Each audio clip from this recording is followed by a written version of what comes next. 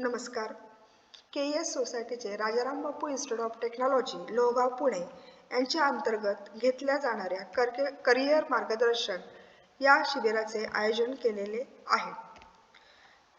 शिबिरांतर्गत आपल्याला विद्यार्थी जीवनातील ताणतणाव व्यवस्थापन कसे करता येईल याचा आपण या शिबिरामध्ये विचार करणार आहोत. सोबतच्या या चित्रामध्ये आपल्याला सुखी समाधानी आणि दुःखी ताणतणावपूर्ण चित्र आपल्याला दिसत आहे. यापैकी नक्कीच आपण जी सुखी समाधानाची जीवन पद्धती आहे याचा आपण विचार करू. ताणतणाव म्हणजे स्ट्रेस. ह्या स्ट्रेसची कारणे कोणती आहेत, त्यांची लक्षणे कोणती आहेत आणि या कारणे आणि लक्षणांबरोबर येणाऱ्या ह्या स्ट्रेसचं आपण नियोजन कशा प्रकारे करायला पाहिजे याचा विचार या स्लाइडमध्ये आपण करणार आहोत.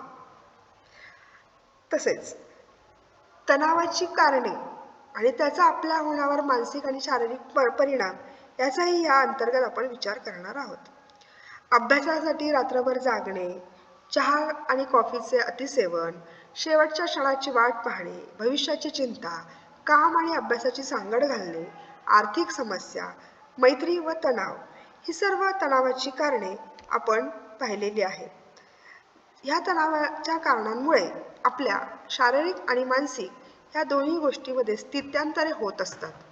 शारीरिक गोष्टीमध्ये होणारी लक्षणं वेगळी आणि मानसिक गोष्टीमध्ये होणारी लक्षणं वेगळी. जसे की शारीरिकमध्ये थकवा जाणवणे, वारंवार डोकेदुखी, अंगदुखी, पाठदुखी जाणवणे, भूक व झोपेच्या वेळेत बदल होणे, हा सगळा परिणाम शरीरावर होतो. जसा परिणाम शरीरावर होतो त्याचप्रमाणे मनावरही या गोष्टीचा परिणाम होतो. उदाहरणार्थ स्वतःच्या कार्यक्षमतेवर शंका माणूस घ्यायला लागतो, प्रोत्साहनाची कमतरता त्याला भासते आणि समाधानाची कमतरता त्याला भासू लागते. मग अशा या गोष्टींचं नियोजन तर नक्कीच केलं पाहिजे.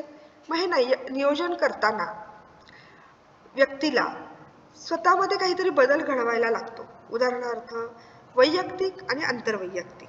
वैयक्तिकमध्ये पौष्टिक आहार, पुरेशी झोप, स्वच्छता, व्यायाम, छोटी विश्रांती ह्या सगळ्याचा परिणाम त्याच्या वैयक्तिक जीवनावर होतो आणि ह्याचं नियोजन केलं तर नक्कीच आपला तणाव कमी होऊ शकतो. जसं वैयक्तिक आहे तसं आंतरवैयक्तिकमध्ये सुद्धा आपण चांगल्या प्रकारे नियोजन करू शकतो. जसं चांगली संगत, सामाजिक बांधिलकी म्हणजे समाजामध्ये मिळून मिसळून वागणे. त्याचप्रमाणे एखादी गोष्ट पटत नसेल तर नाही बोलायला शिकली पाहिजे. आणि ह्या सगळ्यांचा विचार करताना आपल्यामध्ये संभाषण कौशल्य असायला हवे. संभाषण कौशल्य म्हणजेच कम्युनिकेशन स्किल. मग ह्या सगळ्या गोष्टीचा विचार करताना आपल्याला जो स्ट्रेस येतो तो आहे परीक्षेचा म्हणजेच एक्झाम स्ट्रेस. मग ह्या स्ट्रेस येण्याची कारणे कोणती आहेत, परिणाम काय आहे आणि हे कारणे आणि परिणामांचा विचार करता आपल्याला परीक्षेमध्ये कशा प्रकारे नियोजन करावं हे आपल्याला ठरवावं लागतं.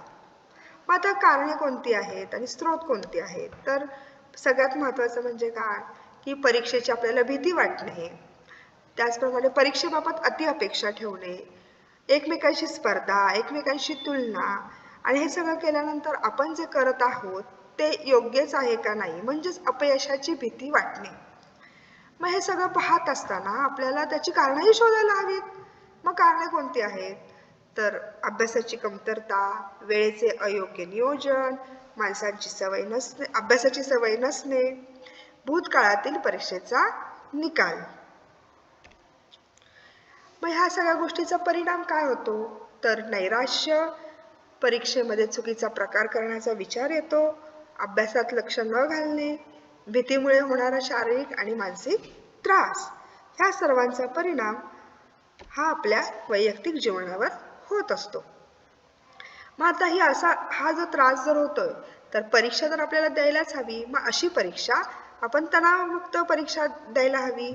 मग या तणावमुक्त परीक्षेसाठी आपल्याला काय बरं करता येईल, तर आहेत ना, तणावमुक्त परीक्षा करण्यासाठी आपल्याला अभ्यासातील सातत्य पाहिजे, भूतकाळातील निकालाची चिंता न करणे, चांगला योग्य पूरक असा आहार घेणे, नियमित व्यायाम करणे, नेहमी सकारात्मक विचार करणे, परीक्षेच्या दिवशी परिपूर्ण नियोजन करणे आणि मित्रांबरोबर सकारात्मक चर्चा, या गोष्टीमुळे आपण तणावमुक्त होऊ शकतो. मग हे करण्यासाठी अजून काय करावं लागेल? तर परीक्षेच्या दिवशी योग्य वेळेवर परीक्षा हॉलमध्ये जायला हवे, वायफळ चर्चा टाळायला हवी, आधी एक दिवस सर्व परीक्षा सामानाची खात्री करून घ्यायला हवी आणि सगळ्यात महत्त्वाचं म्हणजे परीक्षेला जाताना नकारात्मक विचार टाळायला हवा. मग आता हे सगळं करताना आपल्याला नेहमीच लक्षात डोक्यात विचार येतो की हे जे मी काय करतोय ते का करतोय, माझं ध्येय काय आहे, ते मी कसे साध्य करल, ह्या सगळ्यांचा विचार आपल्या मनात केव्हा ना केव्हा तरी येतो. मग त्यासाठी सगळ्यात महत्त्वाचं आहे ते म्हणजे 6P. 6P म्हणजे काय की प्रॉपर प्लॅनिंग, योग्य तुमचं नियोजन हवंय. तुमची प्रिपरेशन प्रिव्हेंट्स आणि पुअर परफॉर्मन्स. म्हणजेच काय की तुमचं जर योग्य नियोजन असेल, सगळं व्यवस्थित नियोजन केलं असेल तर तुमची खराब कामगिरी तुम्ही जर ती रोखू शकता ह्या 6P मध्ये प्रॉपर प्लॅनिंगमुळे. मग हे करताना काय आपल्याला लक्षात ठेवायला हवं?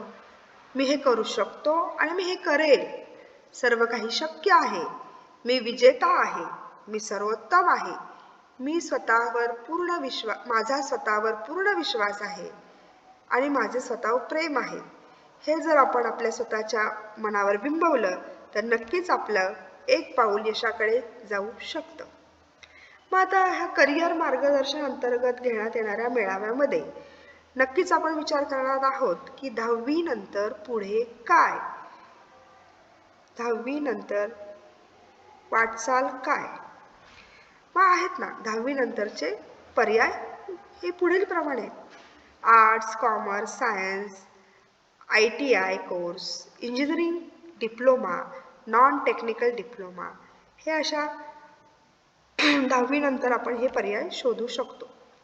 मग आपला शैक्षणिक प्रवास कोणत्या पद्धतीने चालला आहे, किंवा म्हणजे कसं, इयत्ता 10वी नंतर आपण 11वी सायन्स, कॉमर्स किंवा आर्ट्स करू शकतो, ITI करू शकतो, व्यावसायिक शिक्षण म्हणजे MCVC टेक्निकलमध्ये करू शकतो, डिप्लोमा करू शकतो, त्यानंतर पदव्युत्तर पदवी घेऊ शकतो, वैद्यकीय शिक्षण घेऊ शकतो, इंजिनिअरिंग करू शकतो, प्रशासकीय सेवा म्हणजे MPSC UPSC याही आपण परीक्षा देऊ शकतो. मग ह्या सगळ्या परीक्षा देताना किंवा ह्या सगळ्या परीक्षेकडे सकारात्मकतेने पाहताना आपण जर इंजिनिअरिंगचा विचार केला तर इंजिनिअरिंगमध्ये जाताना डिप्लोमा हा त्याचा प्रथम पाया आहे. डिप्लोमा आणि त्यानंतर 11वी 12वी सायन्स. जर तुम्ही डिप्लोमा 3 वर्षाचा करत असाल तर डिप्लोमा नंतर 3 वर्षाची डिग्री आहे. 11वी 12वी सायन्स हे 2 वर्षाचं आणि डिग्री 4 वर्षाची. डिप्लोमा नंतर 3 वर्षाने तुमच्या हातात नोकरी असणार आहे. नोकरी करता करता तुम्ही डिग्रीही करू शकता. त्यानंतर 10वी नंतर डिप्लोमा की 12वी नंतर डिग्री हा नेहमी संभ्रमात टाकणारा प्रश्न असतो विद्यार्थ्यांना. तर नक्कीच तुमची शंका ही रास्त आहे, कारण डिप्लोमाच्या विषयी लोकांना शंका पडते की याचा फायदा होईल का, डिग्रीला प्रवेश मिळेल का, नोकरी मिळेल का, किंवा फी परवडेल का. हो, नक्कीच. का नाही? कारण डिप्लोमा नंतर स्वतःचा व्यवसाय करायला भेटतो, सर्व स्पर्धा परीक्षा देण्यास पात्र होता, संशोधन क्षेत्रामध्ये तुम्हाला विविध प्रकारच्या संध्या मिळतात आणि विविध क्षेत्रात नोकरीची संधी उपलब्ध होते. मग ही नोकरीची संधी कुठे कुठे होते?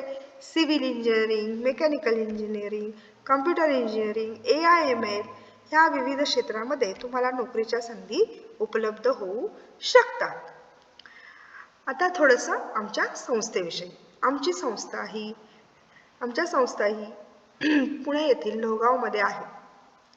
आमच्या संस्थेचे संस्थापक श्री राजाराम बापू पाटील हे आहेत.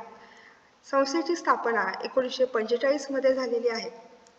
संस्थेचा विस्तार हा मोठ्या प्रमाणात असून अमृत महोत्सवी वर्ष आपण सादर केलेला आहे. संस्थेमध्ये प्राथमिक शाळा, माध्यमिक शाळा, इंटरनॅशनल स्कूल, महाविद्यालय, फार्मसी महाविद्यालय, अभियांत्रिकी महाविद्यालय अशा प्रकारे शैक्षणिक क्षेत्रातील आमची वाटचाल सुरू आहे. आमच्या कॉलेजमध्ये म्हणजे RIT पॉलिटेक्निकमध्ये खालीलप्रमाणे कोर्स घेतले जातात. Mechanical engineering, civil engineering, computer engineering आणि AI/ML इंजिनिअरिंग. आमच्या संस्थेची वैशिष्ट्ये सुद्धा परिपूर्ण अशीच आहेत. जसे काय वायफाय, पूर्ण असा हा वायफाय परिसर, राज्यस्तरीय तांत्रिक स्पर्धेचे आयोजन, विद्यार्थ्यांसाठी पुस्तक पेढी योजना, विद्यार्थ्यांसाठी कौशल्य विकास प्रशिक्षण कार्यक्रम, विद्यार्थ्यांसाठी व्यक्तिमत्व विकास प्रशिक्षण कार्यक्रम, मागास प्रवर्गातील विद्यार्थ्यांच्या व्यक्तिमत्व विकासासाठी केंद्र शासन मान्यताप्राप्त प्रशिक्षण देण्यात येते. त्याचप्रमाणे आमच्या कॉलेजमध्ये विविध मान्यवरांचे मार्गदर्शन दिले जाते विद्यार्थ्यांसाठी. औद्योगिक, शैक्षणिक आणि सामाजिक क्षेत्रातील मान्यवरांचे मार्गदर्शन हे नेहमीच उपयोगाचे पडते. त्याचप्रमाणे आमची सुसज्ज अशी प्रयोगशाळा आहे. तसेच शैक्षणिक उपक्रमांतर्गत औद्योगिक भेटी दिल्या जातात. औद्योगिक, शैक्षणिक आणि सामाजिक क्षेत्रात यशस्वी व्यक्तींचे मार्गदर्शन केले जाते. विद्यार्थ्यांच्या सर्वांगीण विकासासाठी विविध प्रशिक्षण वर्ग घेतले जातात. उद्योजकता शिबिरे, नोकरीसाठी आवश्यक असणारी सर्व प्रशिक्षणे ह्याही गोष्टी घेतल्या जातात. तसेच इतर उपक्रम, सांस्कृतिक कार्यक्रमाचे आयोजन, सामाजिक उपक्रम, क्रीडा स्पर्धा, कलागुणांना प्रोत्साहन म्हणून विविध संगीत, नाट्य क्षेत्रात त्यांना प्रशिक्षण, विविध क्रीडा प्रकारांसाठी लागणारी सगळी सामुग्री आमच्याकडे उपलब्ध आहे. त्याचप्रमाणे कॅम्पस प्लेसमेंट सुद्धा केली जाते. कॅम्पस प्लेसमेंटमध्ये एखादी कंपनी विद्यार्थ्यांचे शिक्षण पूर्ण होताच त्याच्या योग्यतेनुसार महाविद्यालयाकडून नोकरी उपलब्ध करून दिली जाते. व ही नोकरी उपलब्ध करून देताना त्याची निवड कोणत्या प्रक्रियेतून केली जाते तर aptitude test, group discussion, technical interview आणि फायनल इंटरव्ह्यू या चारही प्रकारातून आपण गेल्यानंतर आपल्या हातात उत्तम अशी नोकरी असू शकते. त्याचप्रमाणे ट्रेनिंग अँड प्लेसमेंट अंतर्गत विविध उपक्रम घेतले जातात. व्यक्तिमत्व शिबिर, उद्योजकता कार्यशाळा, mock interview, mock aptitude test, group discussion, English communication language अशा विविध गोष्टींचे उपक्रम विद्यार्थ्यांसाठी घेतले जातात. तसेच नामांकित कंपन्या आहेत त्यांच्याही भेटी आमच्या कॅम्पसला होत असतात. प्लेसमेंट थ्रू विद्यार्थ्यांना नोकरीच्या संधी मिळतात. हे सगळं करत असताना डिप्लोमाला आपल्याला ॲडमिशन घ्यायचं आहे तर काही कागदपत्रांची पूर्तता करावी लागते. त्यामध्ये डॉक्युमेंट्स असतात. 10वीची mark list, school leaving certificate, domicile certificate, caste certificate, non creamy layer अशा विविध कागदपत्रांची पडताळणी आपल्या इथे केली जाते. त्याचप्रमाणे विविध शैक्षणिकमध्ये सवलती दिल्या जातात. हे आमच्या कॉलेजचे प्रॉस्पेक्ट आहे. याच्यामध्ये आमचे विजन, मिशन, आमच्या इन्स्टिट्यूटबद्दल माहिती, त्याचप्रमाणे कोर्सबद्दल माहिती ह्या सर्वांची माहिती या प्रॉस्पेक्टमध्ये दिलेली आहे. तसेच को करिक्युलर आणि एक्स्ट्रा करिक्युलर ॲक्टिव्हिटी अंतर्गत विद्यार्थ्यांना वेगवेगळ्या गोष्टीचे मार्गदर्शन दिले जाते.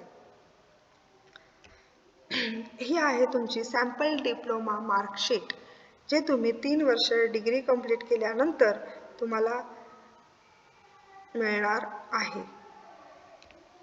हे आहे तुमची फायनल सर्टिफिकेट जे तुम्हाला पूर्ण तुमच्या डिप्लोमाचं सर्टिफिकेट मिळणार आहे. ह्या सर्व गोष्टींचा विचार करता RIT पॉलिटेक्निकमध्ये घेतल्या जाणाऱ्या सर्व कोर्सेसचा विचार करता आपण सर्वांनी 10वी नंतर योग्य अशा करिअरचा शोध घेऊन योग्य अशा करिअरची निवड करावी हीच आमची सर्वांची अपेक्षा आहे. धन्यवाद.